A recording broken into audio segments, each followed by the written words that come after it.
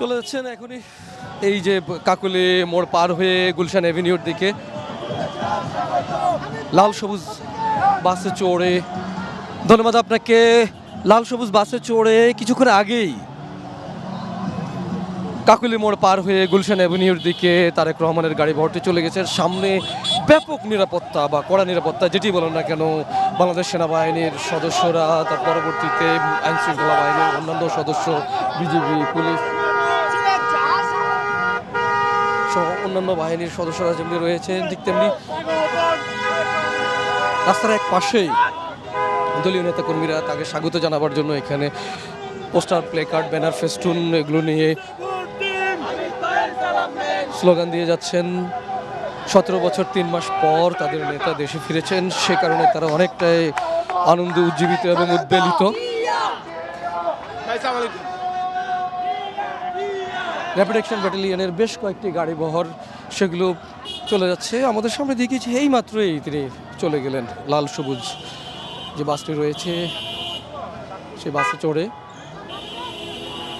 নেতাকর্মীরা এখনও পথের পাশেই অবস্থান নিয়ে আছেন। দীর্ঘদিনের অপেক্ষার অবসান ঘটলো এবং একটি ঐতিহাসিক মহেন্দ্রক্ষণের জন্ম হলো বলা যায় যে স্বাধীন বাংলাদেশের ইতিহাসে।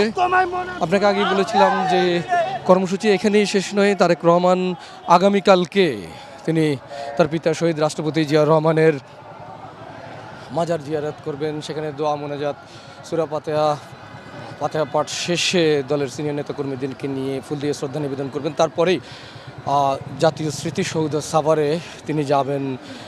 1971 সালে যাদের প্রাণের বিসর্জনের বিনিময়ে একটি স্বাধীন সার্বভৌম রাষ্ট্রের জন্ম হয়েছে, সেই শহীদদের প্রতি শ্রদ্ধা নিবেদন করবেন।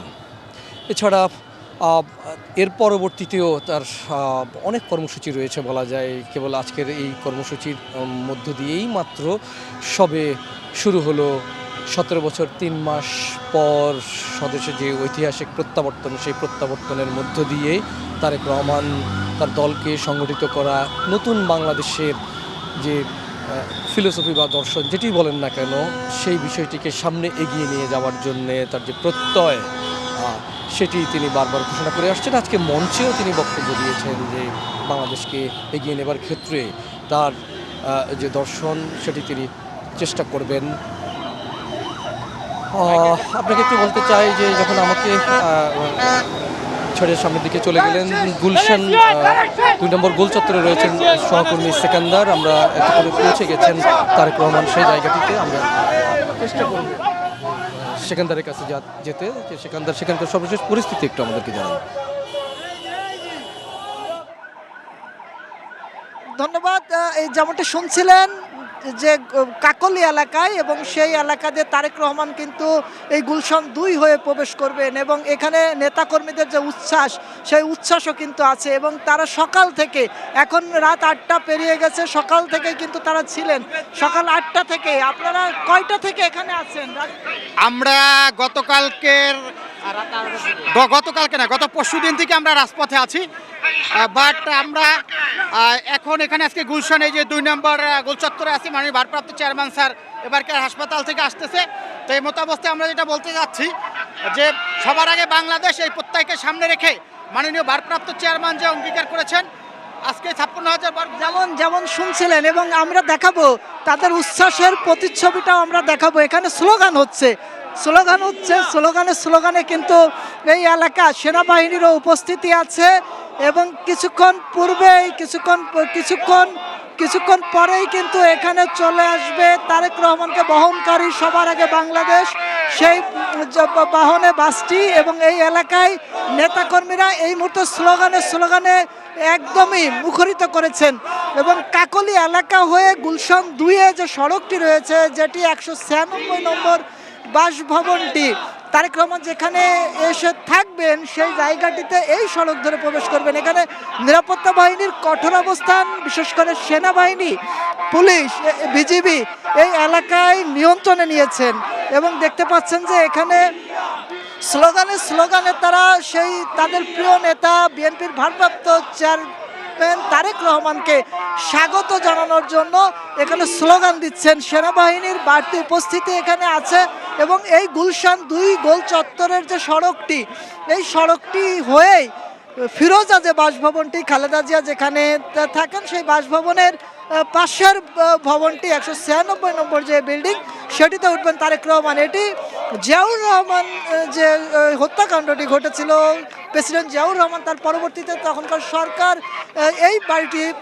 খালেদা জিয়াকে উপহার দিয়েছিল তার পরিবারের জন্য, এবং সেই বাড়িটিতে কিন্তু বিভিন্ন রাজনৈতিক ইতিহাস রয়েছে। বিএনপির বিভিন্ন নানা রাজনৈতিক কর্মসূচির পরিকল্পনা সহ অন্যান্য যে বিষয় রয়েছে, সেটি কিন্তু সেই 196 নম্বর যে বাসভবনটি গুলশানের, সেটিকে ঘিরেই হয়েছে। এবং ঐতিহাসিকভাবে এই বাসভবনের যে গুরুত্ব রয়েছে, সেই বাসভবনেই এখন আবারও নতুন করে সরগরম হয়ে উঠবে রাজনৈতিক পরিবেশ, সেখানে আরও বেশি চর্চা হবে, বিশেষ করে বিএনপির যে রাজনৈতিক চর্চা তারেক রহমানকে ঘিরে।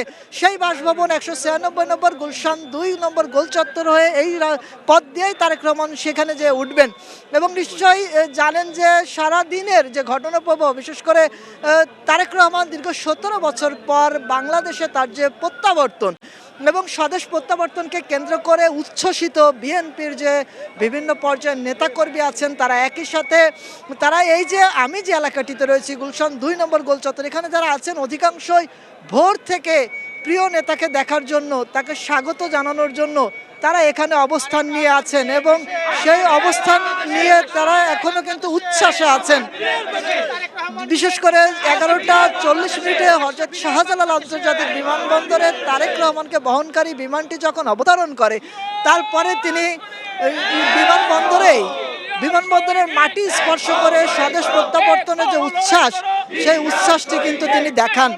এবং তারপরেই 300 ফিটে গণসংবর্ধনা যে অনুষ্ঠান মঞ্চ, সেখানে তিনি যান, সেই সংবর্ধনা অনুষ্ঠানে তিনি অংশগ্রহণ করেন এবং তিনি নতুন দিনের, নতুন বাংলাদেশের যে বার্তা, সেটি কিন্তু দেন।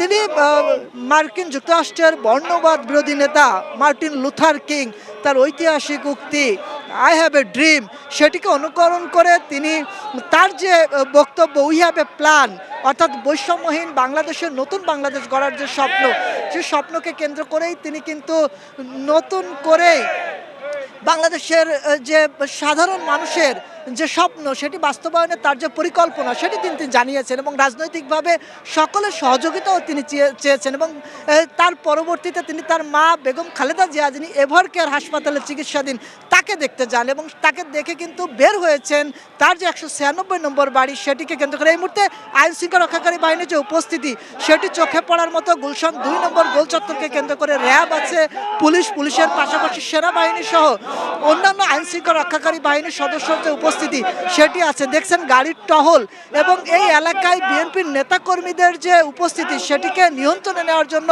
গুলশান 2 নম্বর গোল চত্বরে বিজিবির যে টহল, সেটিও কিন্তু আমরা দেখতে পাচ্ছি। এই সড়ককে কেন্দ্র করে কিছুক্ষণ মধ্যেই হয়তো এই সড়কটি দিয়েই তিনি প্রবেশ করবেন তার যে গুলশান 196 নম্বর বাড়িটি, সেটিতে। এবং আইন শৃঙ্খলা রক্ষাকারী বাহিনীর সতর্ক অবস্থান গুলশান 2 নম্বর গোল চত্বরকে কেন্দ্র করে রয়েছে। পুলিশের, বিজিবির, র্যাবের সহ সেনাবাহিনীর যে বাড়তি উপস্থিতি এই এলাকাকে কেন্দ্র করে, সেটি দেখতে পাচ্ছেন। কয়েক স্তরের নিরাপত্তা যে বলয়, সে বলয়টি আমরা দেখানোর চেষ্টা করছি।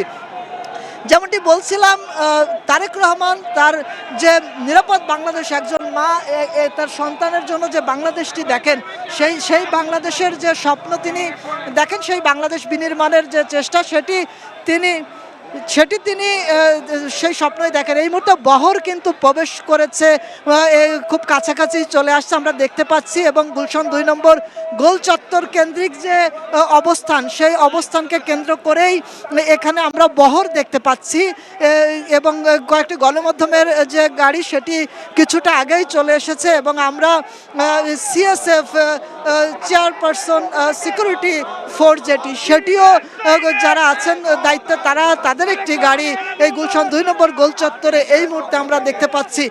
পুলিশ, সেনাবাহিনী সহ বিভিন্ন নিরাপত্তা বাহিনীর যে উপস্থিতি, সেই উপস্থিতি সেই উপস্থিতি আমরা দেখতে পাচ্ছি এবং একই সাথে পুলিশের যে উপস্থিতি সেই উপস্থিতি কিন্তু আমরা দেখতে পাচ্ছি সেখানে নিরাপত্তা বলয়টি জোরদার করা হয়েছে এবং বহরে আমরা জানতে পেরেছি যে যেহেতু তারেক রহমান তার স্ত্রী জুবাইদা রহমান এবং তার কন্যা সহ তার মাকে দেখে এভারকেয়ার হাসপাতাল থেকে বের হয়েছেন এবং কাকলি হয়ে যে সড়কটি রয়েছে সেই সড়কটি হয়ে এই মুহূর্তে আমরা গুলশান 2 যে গোল চত্বরটি সেখানে নেতাকর্মী বিএনপির যে নেতাকর্মী তাদের যে উচ্ছ্বাস সেটি আমরা দেখতে পাচ্ছি এবং আমরা দেখানোর